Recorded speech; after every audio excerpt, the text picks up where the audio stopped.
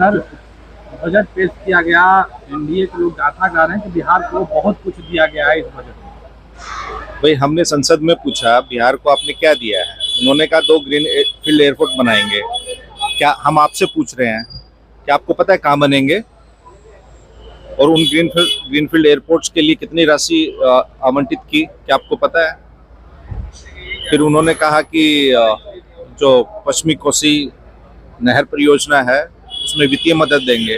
कितनी वित्तीय मदद देंगे, क्या इसका कहीं जिक्र आपने सुना बजट में या उसके बाद? फिर उन्होंने कहा कि हम मखाना बोर्ड बनाएंगे। आपको पता होगा कि नेशनल रिसर्च सेंटर फॉर मखाना पिछले 23 साल से कार्यरत है। उसमें 42 स्वीकृत पद हैं, जिसमें से मात्र 10 पदों पे अभी लोग कार्यरत हैं, बाकी सब खाली हैं। और मखाना बोर्ड का और नेशनल रिसर्च सेंटर फॉर मखाना का मैंडेट सेम है। मतलब जो काम नेशनल रिसर्च सेंटर फॉर मखाना ने करना था वही मखाना बोर्ड ने करना है। तो फिर मखाना बोर्ड बनाने की आपको क्या आवश्यकता है? तो आप ये बताइए कि नया कौन सा बजट मिला? पिछले जुलाई में भी जो बजट पास हुआ था उसमें बोले थे कि बिहार को 60,000 करोड़ मिलेगा, यहाँ एक्सप्रेस वे बनेगा। आज तक डीपीआर भी बनी है क्या? जो पश्चिमी कोसी परियोजना नहर परियोजना की बात कर रहे हैं वो 1961 से वो परियोजना उसका डीपीआर बना था, 1971 से बन रही है वो नहर। तो उसमें मिला क्या है, हम वही तो पूछ रहे हैं। वित्त मंत्री ने सबके सवालों का जवाब दिया, हमने पूछा उसका कहीं को जवाब नहीं था। तो कौन सी गाथा, आपको क्या मिला है आप बताइए, कहाँ बनेगा एयरपोर्ट? बाद में उनके एक नेता का हम इंटरव्यू पढ़ रहे थे, उसमें उन्होंने कहा एक सोनपुर में बनेगा, एक राजगीर में बनेगा। कहीं जगह चिन्हित हुई है? और 65 माइल्स में पटना में और बीटा में पहले से एयरपोर्ट है, और राजगीर में और सोनपुर में आप बनाने की बात कर रहे हैं। 65 माइल्स में 4 एयरपोर्ट आपने कहीं फिर भी देखे हैं क्या? तो बिहार को बजट में कुछ नहीं मिला। मिलता होता तो इनसे सत्ता पक्ष से ज्यादा खुशी हमें होती, लेकिन क्योंकि बिहार का बंटवारा एनडीए की सरकार ने ही किया था।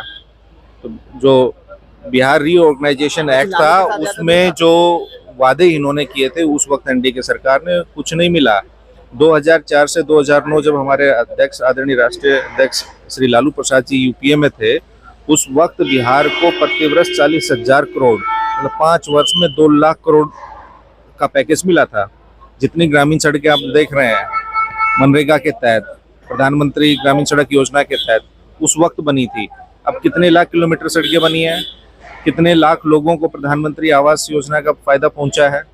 आप तथ्यों पे बात करेंगे, आप आंकड़ों पे बात करेंगे, आप खाली जुबानी खर्च से काम नहीं चलेगा। अगर आपके पास तथ्य हैं तो मैं चुनौती देता हूं, आप बताइए कि बिहार में कहाँ कहाँ एयरपोर्ट बनेगा और कितनी राशि आवंटित हुई। ये चुनावी वर्ष है, इसलिए ये बजट बिहार की प्रगति का नहीं है, बिहार के आर्थिक विकास का नहीं है। ये झूठ और जुमलों का एक दस्तावेज है। बिहार को कुछ नहीं मिला बजट में। मिला किसको है? दूसरे राज्यों को मिला है। पीएम मित्र टेक्सटाइल एक योजना है, देश भर में 7 मेगा टेक्सटाइल पार्क बने हैं। बिहार सरकार से पहले प्रपोजल गया हुआ है, कपड़ा मंत्री बिहार के हैं, बिहार में कोई टेक्सटाइल पार्क नहीं बना।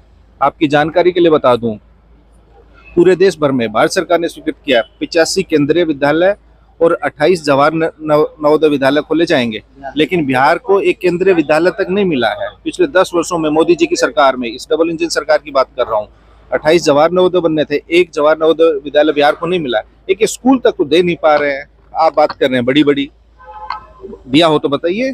प्रधानमंत्री बिहार दौरे पा रहे हैं। अब तो चुनावी वर्ष है ना, खाली इस वर्ष अकेला बिहार में चुनाव है अक्टूबर नवंबर में, तब तक अब हर महीने आएंगे, हर महीने घोषणा पे घोषणा होगी।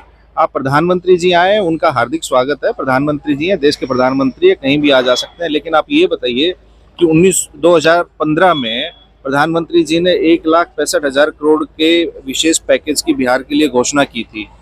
प्रधानमंत्री जी भागलपुर आ रहे हैं ना, उसके बगल में पूर्णिया है।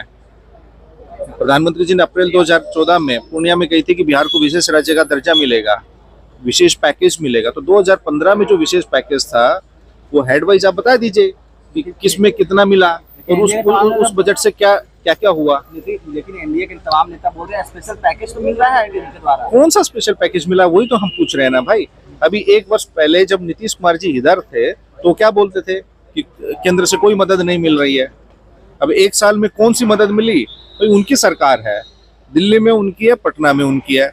आप आंकड़े हमको दिखा दीजिए कि इस प्रोजेक्ट में, इस योजना में ये विशेष पैकेज मिला, तो हम भी संतुष्ट हो जाएंगे, बिहार की जनता भी संतुष्ट हो जाएगी। सवाल लेंगे, जिस तरह से एनडीए के द्वारा लगातार नारे दिए जा रहे हैं 25 से 30% नीचे 225 पार, इसको कैसे देखते हैं? आप भूल गए 400 पार भी कर रहे थे वो लोग, बिहार में तो उनसे पूछे ना। 225 अरे 400 पार कर रहे थे ना। लालू जी पे कई आरोप लग रहे हैं, उन्हीं के परिवार के लोग, लालू जी पे कब आरोप नहीं लगा? उन्हीं के परिवार में, जिस दिन से राजनीति में, परिवार के लोग लगा रहे हैं। छोड़िए ना, दुनिया जानती है, आप नहीं जानते क्या सच्चाई है, हमसे पूछ रहे हैं। सुनने वाले, बोलने वाले, कहने वाले सब सच्चाई जानते हैं, सच्चाई क्या है। ये इस बिहार की जनता सच्चाई जानती है, इसलिए 1990 से लेकर 2020 के चुनाव तक, एक 2010 का चुनाव खाली छोड़ दें तो राष्ट्रीय जनता दल लालू प्रसाद यादव जी के ही कार्यों से, और उन्होंने जो त्याग और बलिदान दिया है, राष्ट्रीय जनता दल नंबर 1 पार्टी 2020 में भी थी, 2015 में भी थी, 2005 में भी थी, उससे पहले भी थी। ये लालू प्रसाद जी के ही ताकत है, उन्हीं का प्रताप है कि ये सब लोग एक हो रखे हैं। नहीं तो बीजेपी नीतीश कुमार जी को ढोएगी। अब आपको क्या लगता है 20 साल से? आप बताइए, बिहार की जनता, बिहार के युवा, छात्र, शिक्षक, कर्मचारी, व्यापारी, किसान, मजदूर, श्रमवीर, कौन खुश है इस सरकार से? जिसको नौकरी नहीं मिली वो भी खुश नहीं है, जो नौकरी कर रहा है वो भी खुश नहीं है। ये सिर्फ हेडलाइन मैनेजमेंट की सरकार है, धरातल पे कहीं कुछ नहीं हो रहा। वास्तविकता यही है, ये खाली बैंडेज लगा के सरकार चला रहे हैं। इनका हारना